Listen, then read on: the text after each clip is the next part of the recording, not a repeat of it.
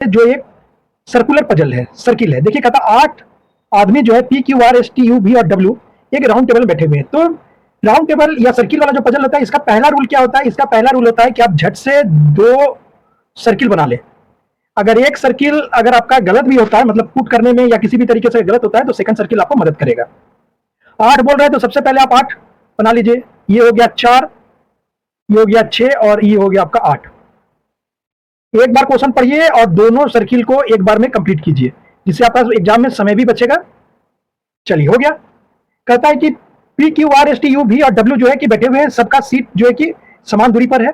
अब देखिए यहां से कह रहा है क्या कि both P and R are adjacent to Q. तो मान लीजिए आप क्यू को अगर यहां ले रहे हैं तो क्यू के लिए क्या है? पी और आर। तो मान लीजिए पी यहां पर रख दीजिए और आर यहां पर रख दीजिए। आप समझते चलिए।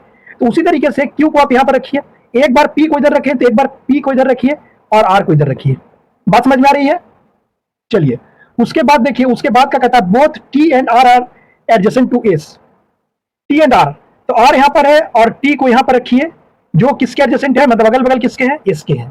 अब देखिए आर इधर है तो टी को इधर बनाइए और इसके साथ इसको कर लीजिए एस। एस के अगल बगल टी और आर है। ठीक है, दोनों देखिए दोनों सर्किल एक साथ बन रहा है। उसके बाद देखिए both U and W are adjacent to भी।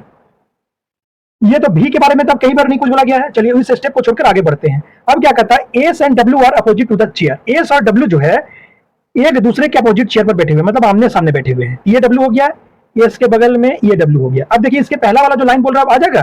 कहता है कि बोथ यू एंड डब्ल्यू, मतलब डब्ल्यू यहां पर हो गया तो यू यहां पर रख दे रहे हैं यू। तो कहता है ये भी के एडजेसेंट है, ये आपका भी।